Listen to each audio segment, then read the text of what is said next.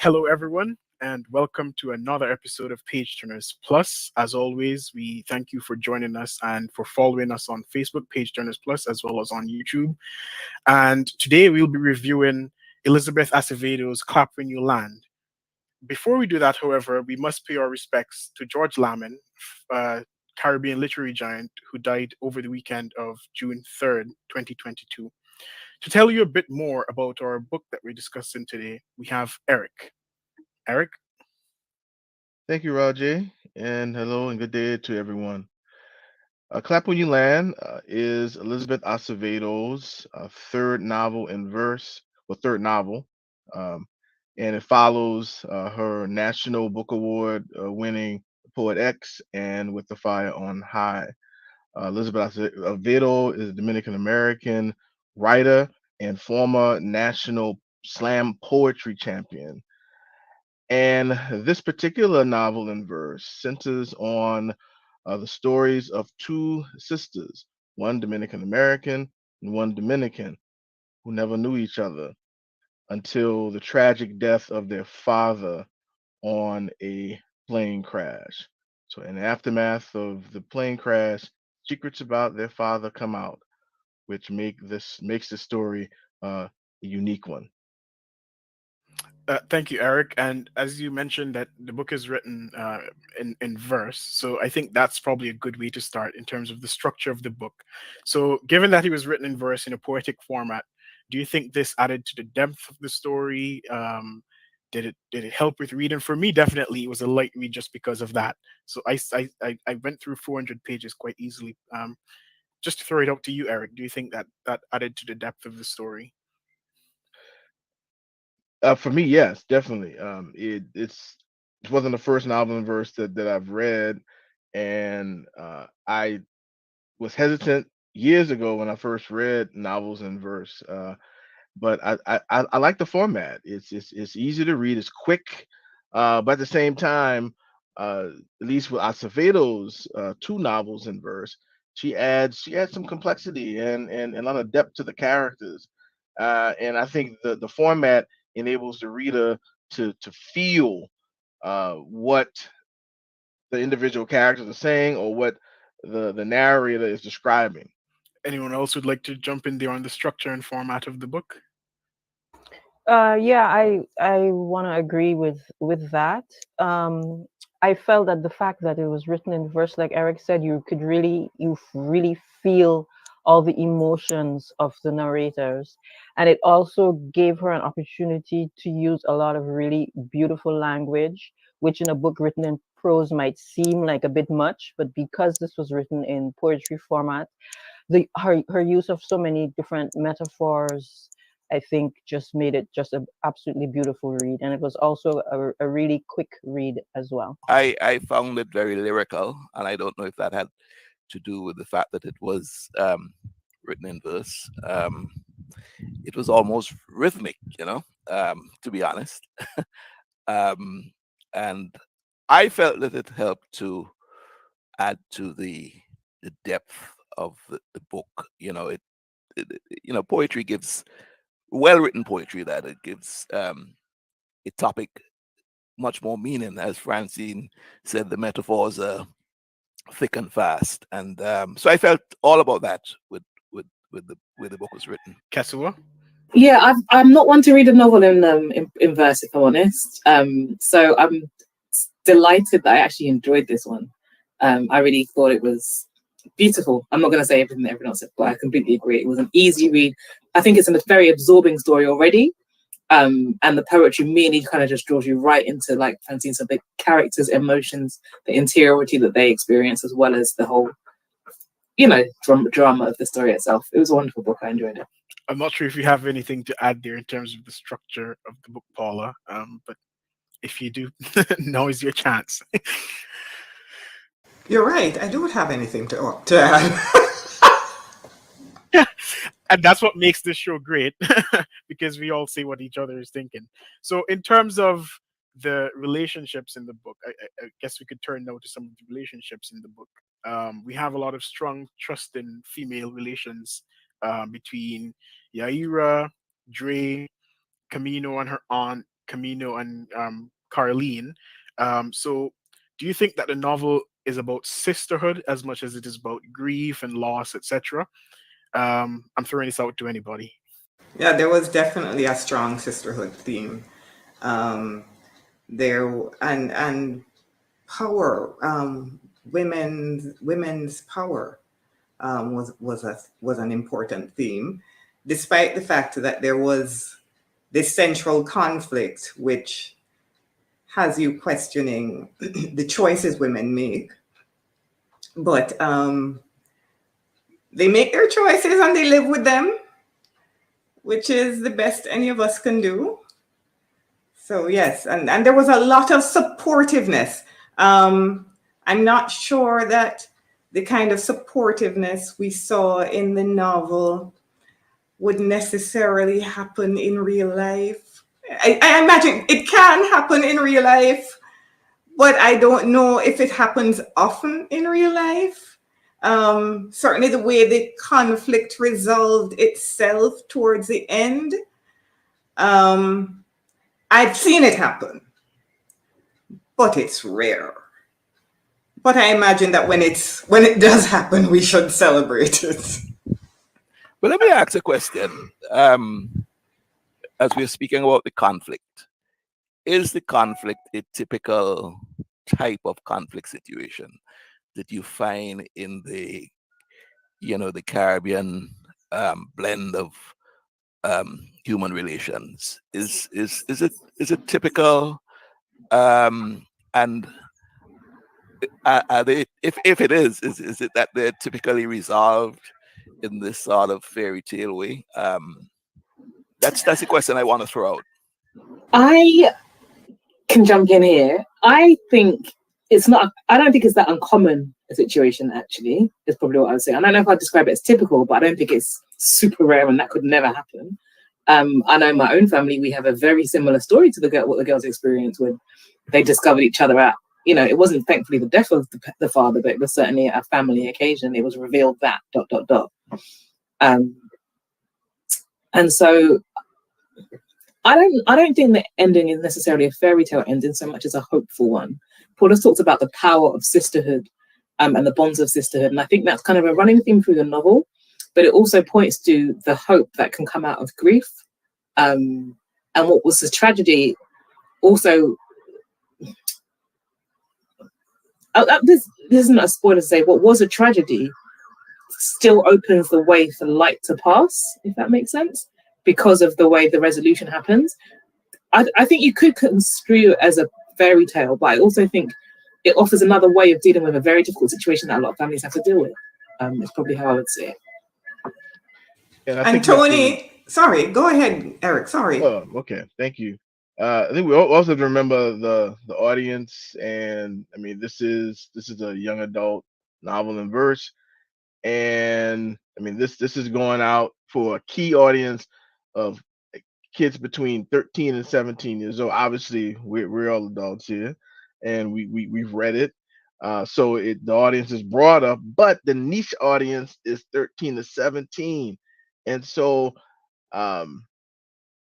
we're talking about the way. Well, Tony raised a question about the way the conflict was resolved, and I think that for Acevedo, in all of her writings, the end of her books always end on hope, and they're aspirational, but they're also inspirational. So I think we have to keep that in mind as well. Yeah, that's what I was gonna say about the ending as well. That when you think about who it's targeted to and the fact that, I mean, you want to give teenagers hope, right? You don't want them to already think, oh, my life is going to be this horrible, traumatic thing already at 17 years old. So yes, I think the fact that it ended with hope, which is not to say that it's a happy ever after perfect ending. They're gonna have I mean, we're talking 17 years of issues that they're gonna need to deal with going forward, right? But there is hope, definitely. I didn't find that the sisters bonding was particularly surprising. That happens. That happens a lot more easily than the mother of, well, the wife of the husband bonding with the child that comes from a relationship which is not the marriage. Um, it happens. Tony and I actually know people here who, you know, the wife has resolved it herself to it and has not held it against the child because it's not the child's fault. Yeah, But but Paula, mhm. I mean, yeah, I mean, yes, we know people, but I'm telling you, it's also in my family.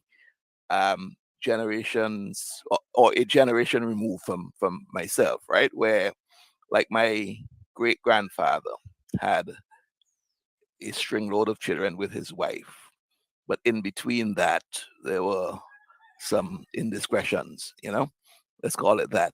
But his wife took them in, believe it or not, as and in some cases those children felt more bonded to their stepmom, if you want to call it that, than her actual children. So it's something that I can't explain.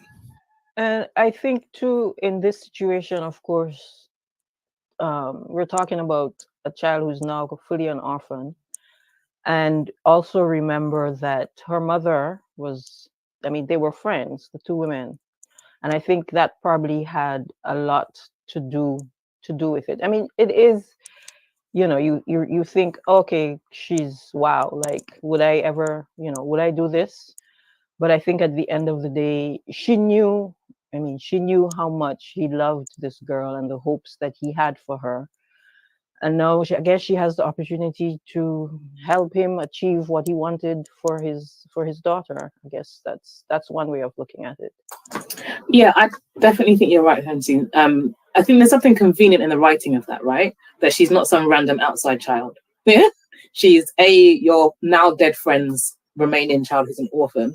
That child, you know, is to be in a precarious security situation because of the way the story plays out. And so there's enough going on there that you could understand the decision to take that child in. You know, it would seem almost slightly inhumane if you didn't within the given context. It's not a living woman that's, you know, taking your man. You know, it's a dead woman, and the child is all that remains. So I also think though, given the very brief turnaround we've just done, that it's too common a situation for people not to have what's what I'm looking for, a certain amount of sympathy in the context. One thing the book did for me is it highlighted in ways that I feel a bit stupid that I hadn't realized previously, but it highlighted how lonely it might be to be an outside child and to only be a single outside child. And both of the girls were only children.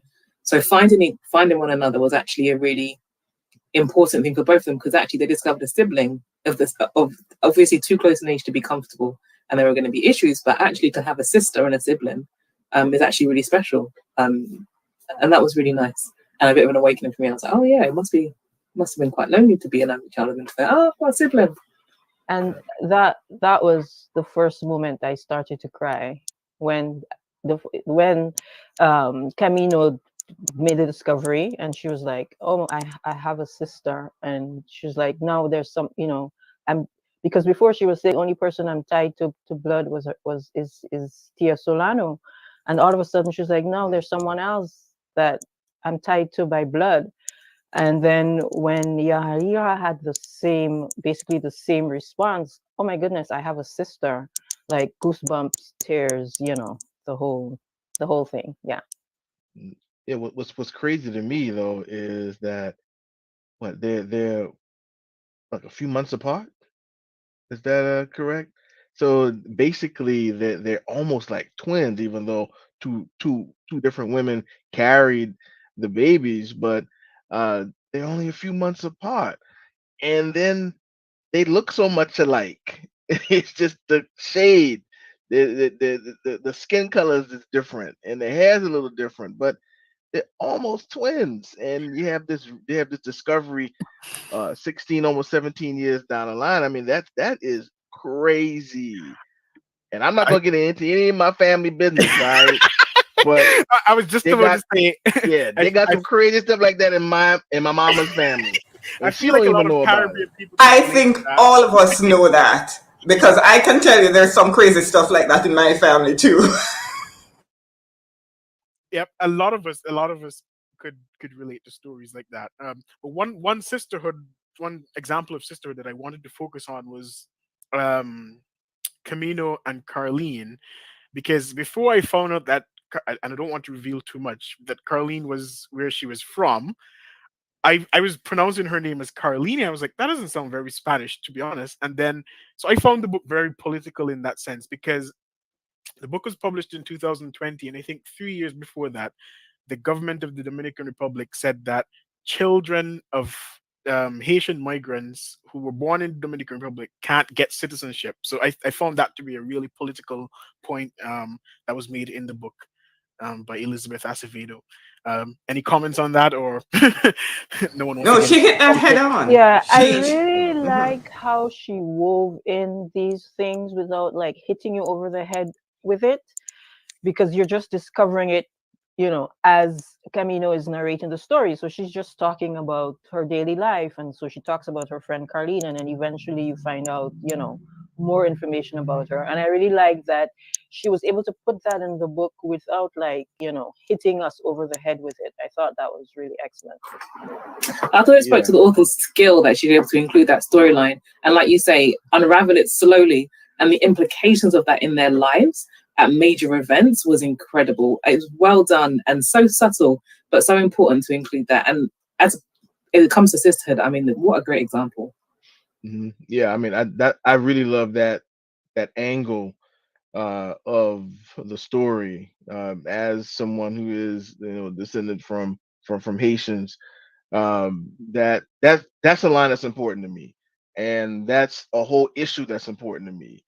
Uh, and I was having a conversation about this over the weekend with a friend of mine about how Acevedo deals with that in 2020 or 2019 when the book is being written versus is it Uli Alvarez and how the Garcia sisters lost their accent, which she deals with that issue of Haitians in the Dominican Republic and their situations and their class, um, and obviously race so subtly that you really have to pull teeth to understand what she's getting at.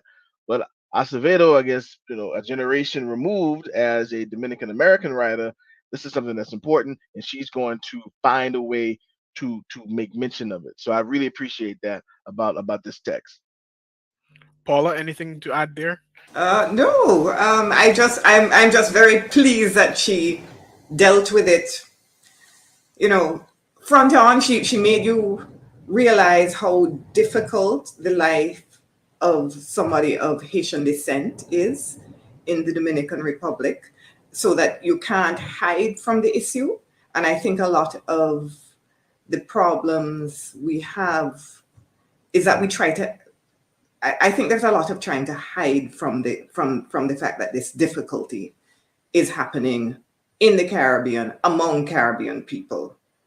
And one of the things I like too is that she dealt with the whole issue of shade and how that impacts the status of Haitians and the the importance of shade even in within Dominican families, because Yaira's maternal family, who are fair skinned Dominicans, call her ugly.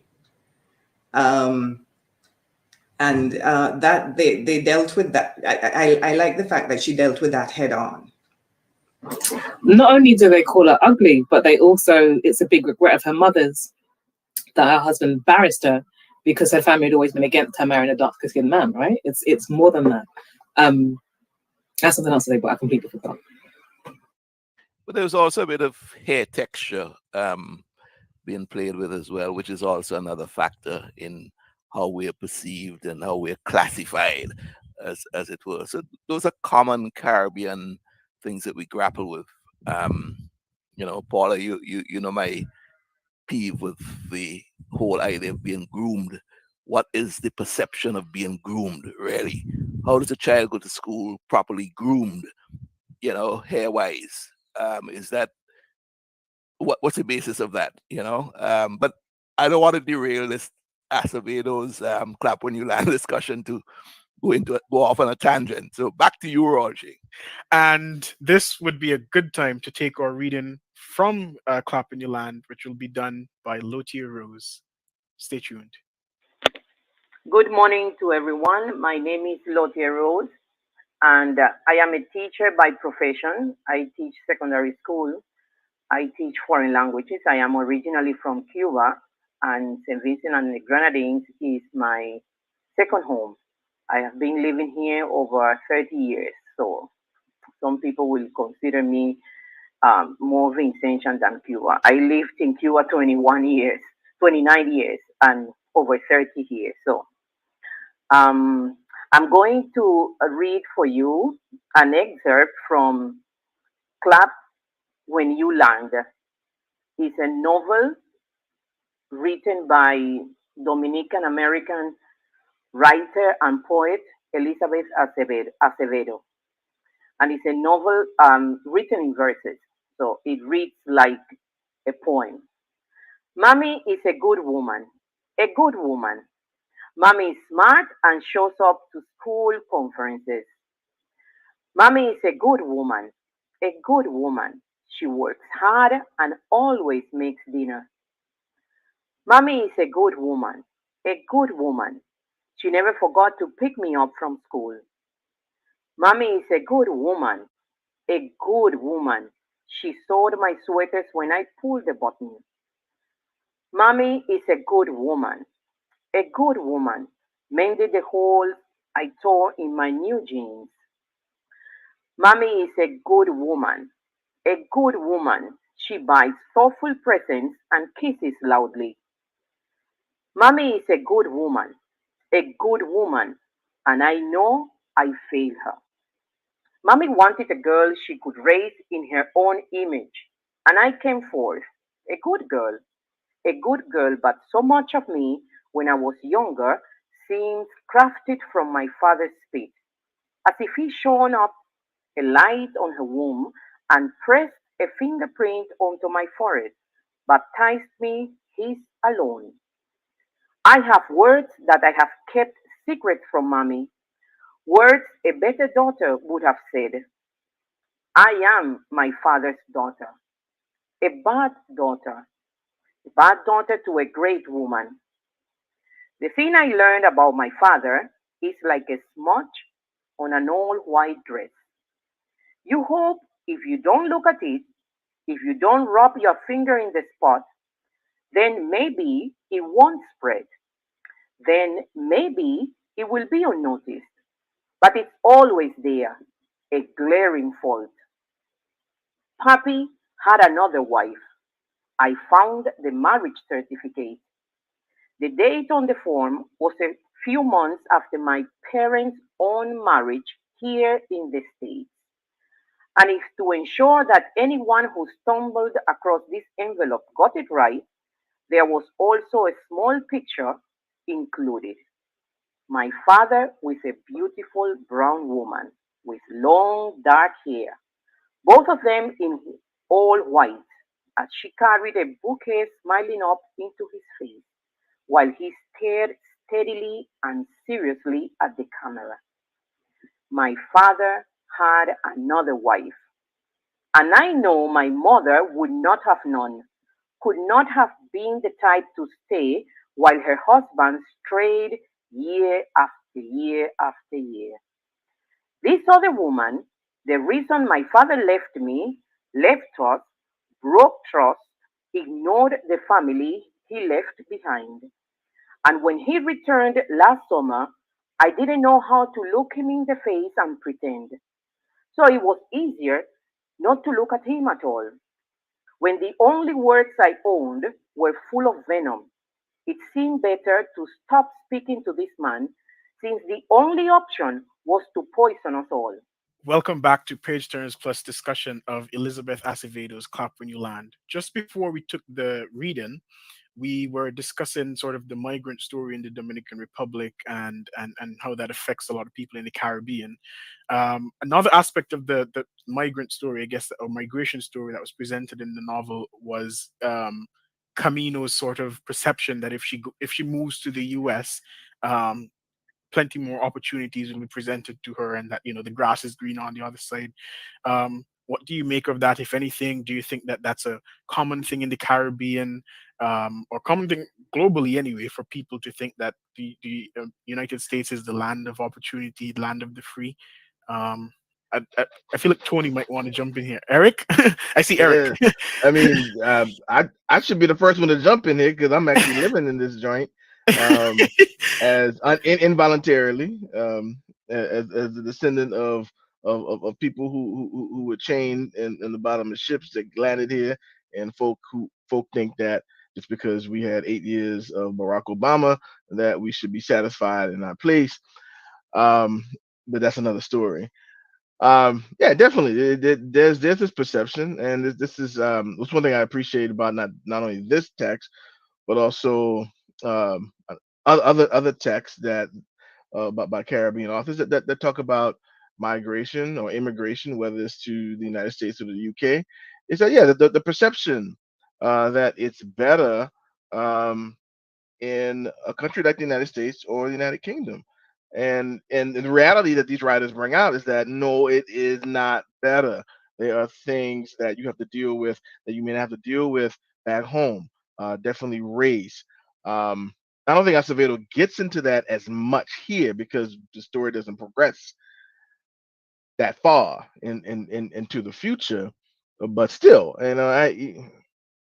yeah, Camino has this grandiose idea about life in the United States, but at least for her, it's about educational opportunity.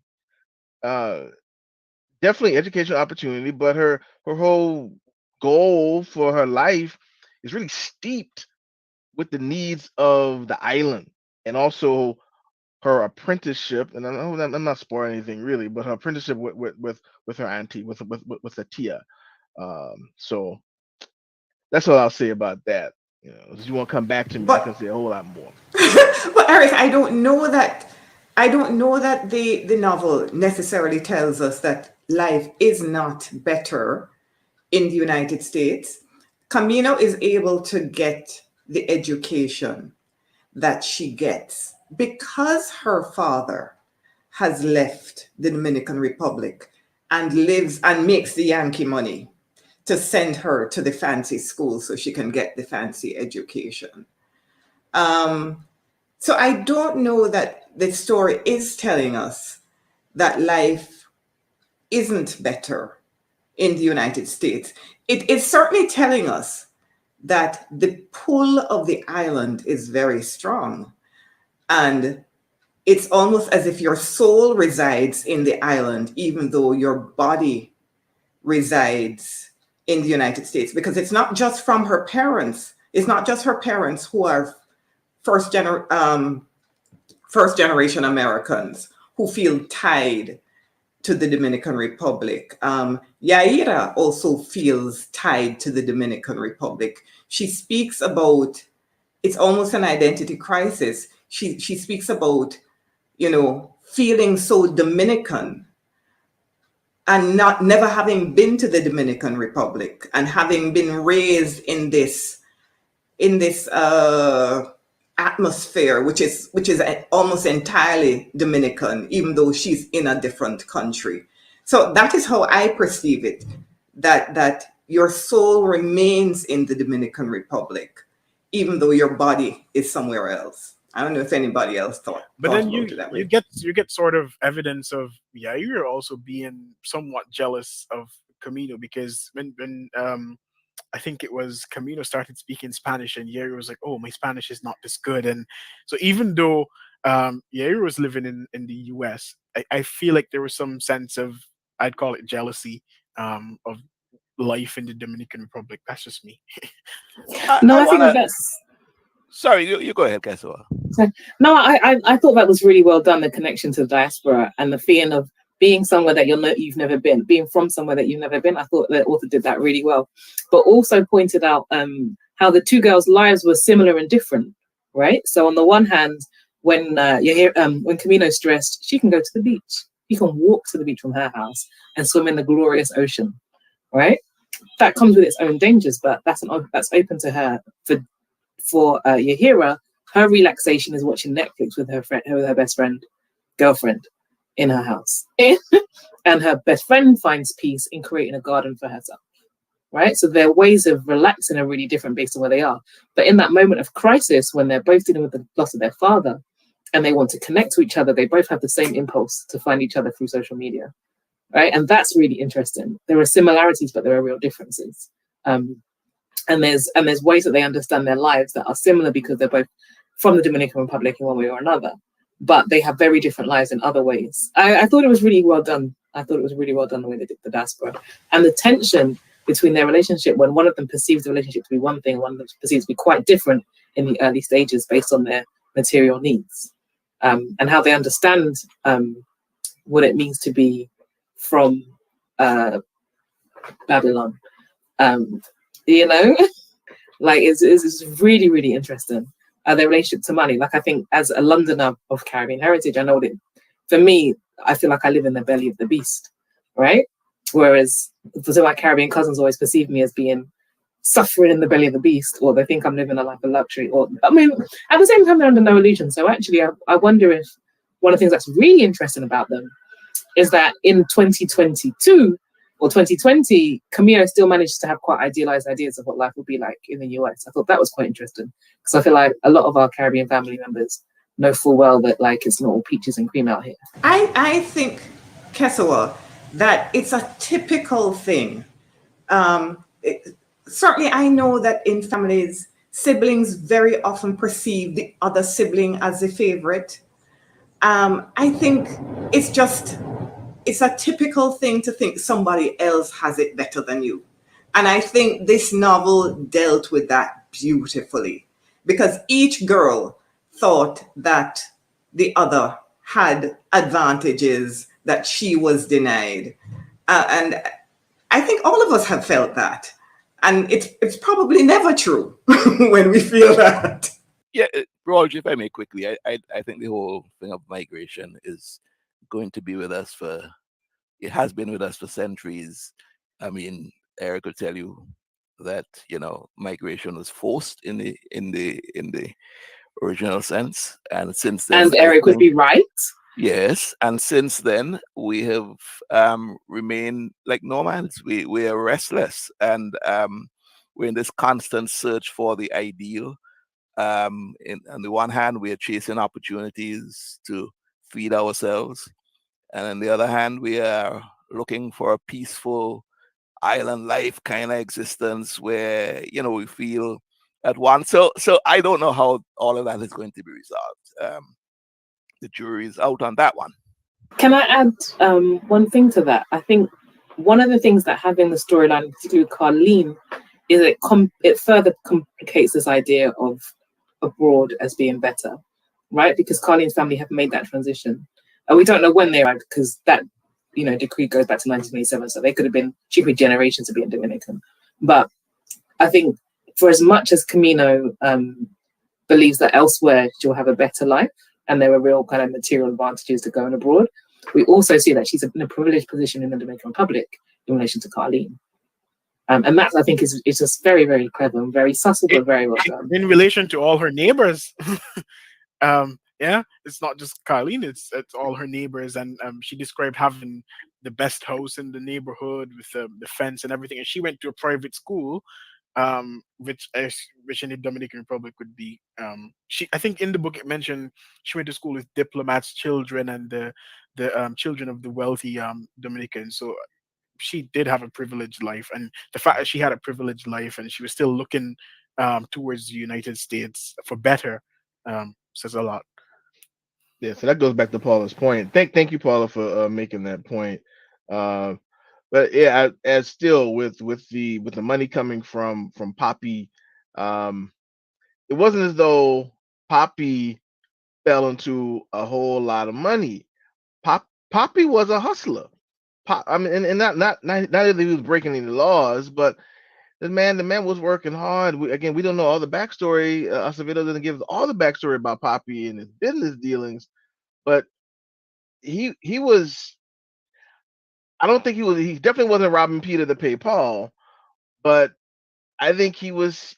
He had some stuff going on that he was able to break off enough to protect Camino, uh, and also to pay for tuition, and also to make sure that they had certain amenities in their home. Um, and I think that's a different type of privilege than, let's say, the kids that Camino went to school with.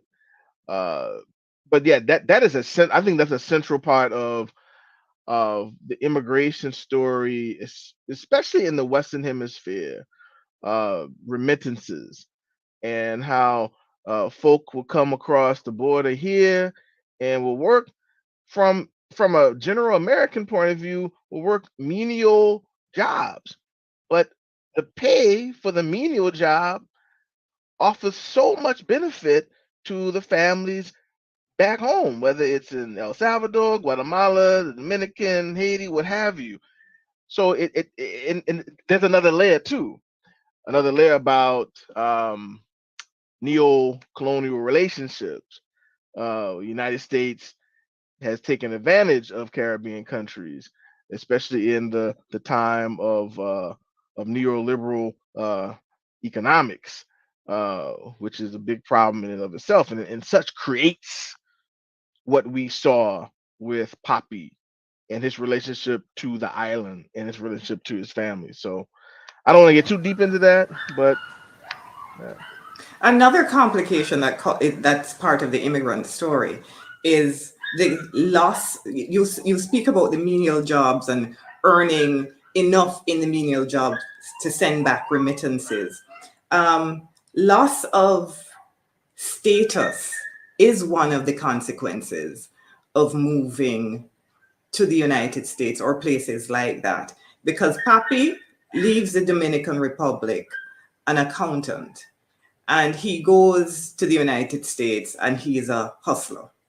Um, Tio, his brother, is a lawyer in the Dominican Republic, and we assume that is he has less of a status in the United States. Mammy is university educated, and she's working in a salon or something like that. So, and that is a typical thing. I think we all know stories like that from the Caribbean, where you leave the Caribbean upper middle class and you go to the one of the metropolitan countries, and you certainly are not upper middle class there, but you're earning enough to send back to your family and help them. So it's it's a choice you make, and it comes with consequences. Tony? Yeah, no, I wanted to take a look at Pappy. There's something that Eric said that, and Paula reminded me he was an accountant. But I was wondering, in his hustling, if any of you thought that his relationship with the thug I call El Cero, paying him to protect her, is that an insight to what his hustle might have been? How did he? No, am I just being too fertile in my imagination here?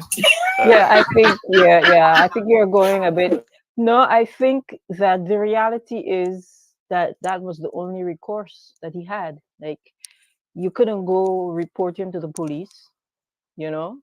I'm getting the feeling that the police either didn't care or probably involved in the same hustle with El Cerro. So the only recourse he had was to pay him to leave his daughter alone. I don't think it was related to his hustle at all. He owned a billiards hall in New York.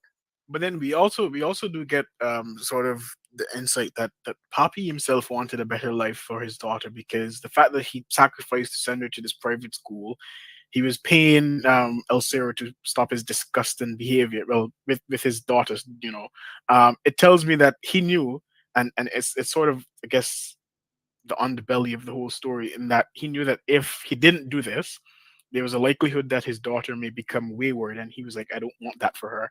Because here's Carlene. I assume Carlene is the same age or around the same age as Camino, and she's working in tourism and she's pregnant. And I'm assuming Papi wouldn't want that for for his daughter at all.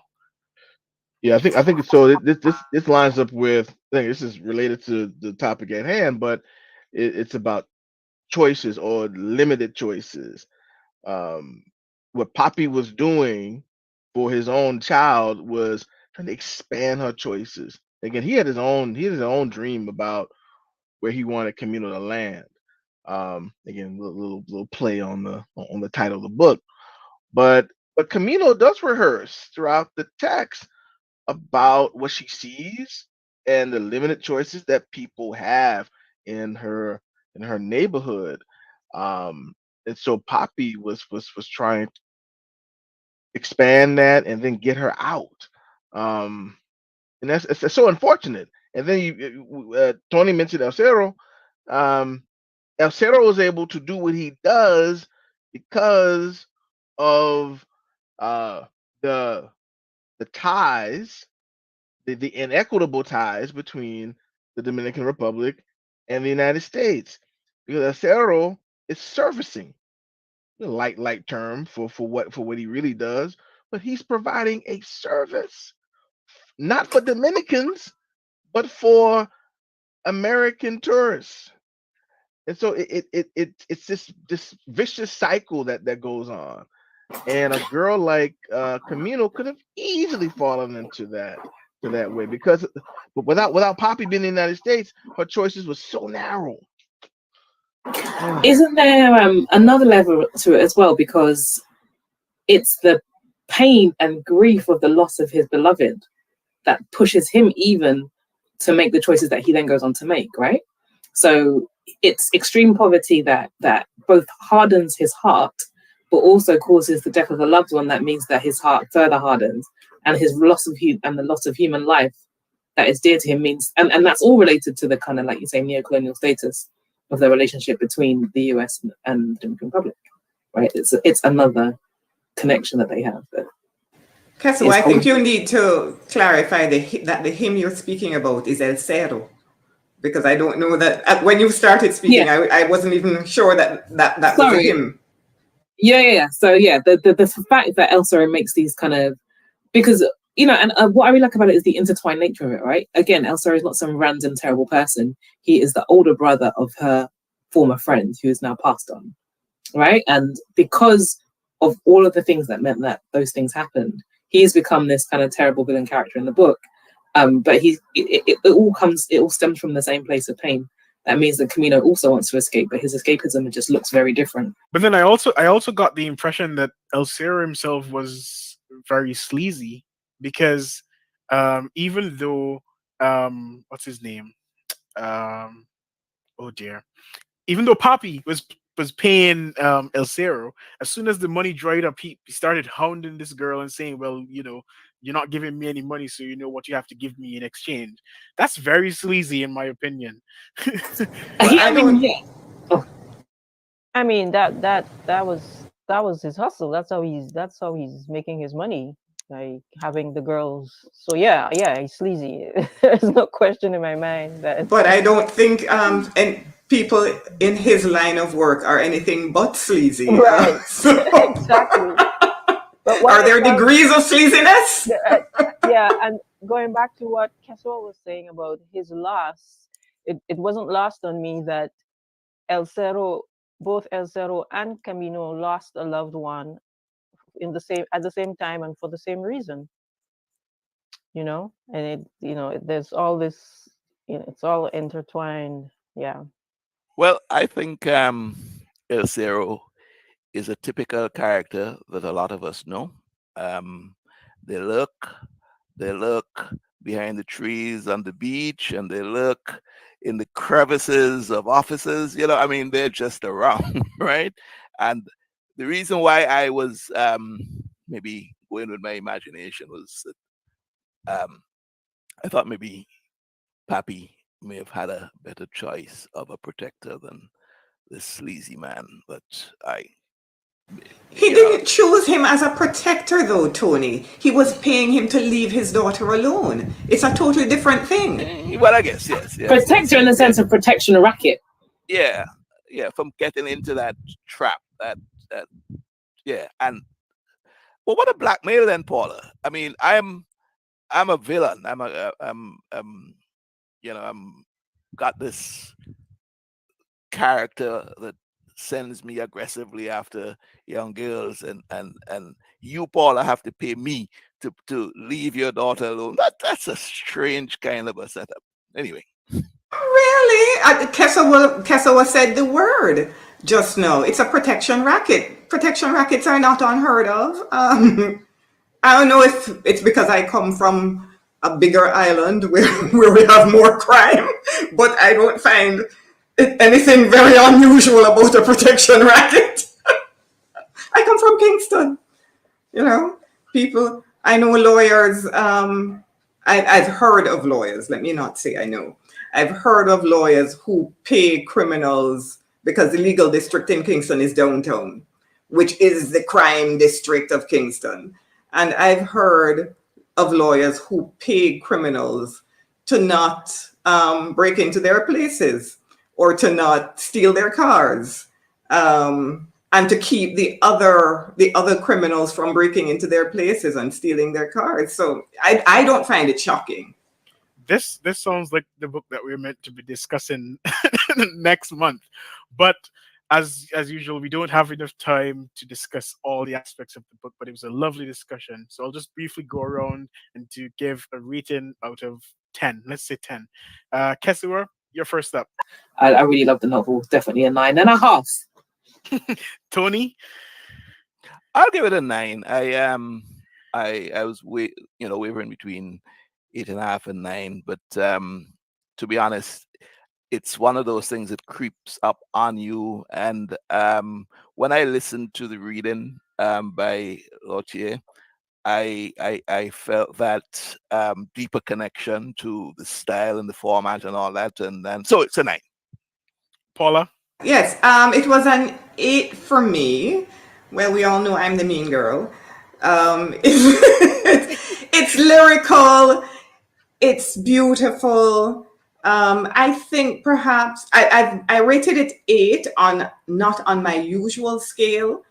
It's an 8 on a young adult novel scale for me. Francine. So it's a definite 10 for me. I listened to the audiobook a year ago and loved it then. And I read it, the paper version, this time before this discussion, and loved it as well. And this book made me cry not just once, but several times, which doesn't happen very often. So for me, it's definitely a 10. I also recommend that if you are into audiobooks, you should definitely listen to the audio, which is narrated by the author as well as another narrator. Each sister has a different narrator, and it's just absolutely wonderful. Eric. Yeah, this is hard to rate it out of 10, but I'm gonna go with a 10 out of 10. The first time I read the book, as Francine just alluded to, it made me cry. I shed tears. It gripped me so much, and it's a powerful story. The second time I'm reading it, I gotten deeper meaning out of it, and some of the issues that we already talked about today, I was able to pull those things out. So the second reading was more meaningful to me in terms of the broader scope of the issues that Acevedo deals with. Very important issues for teenagers to engage in. So 10 out of 10. Yep. And for me, I would rate it a 9 out of 10. And for me, it loses 1 point just because I found the ending too abrupt. Um, but other than that, it was a really lovely book. So that is our show. Thank you once again for tuning in. Next month, we'll be reviewing What a Mother's Love Don't Teach You by Sharma Taylor. It is her debut novel, which is also coming out in July. And so we're quite pleased to be reviewing it as soon as it comes out. Thank you once again for tuning in and do have a lovely day.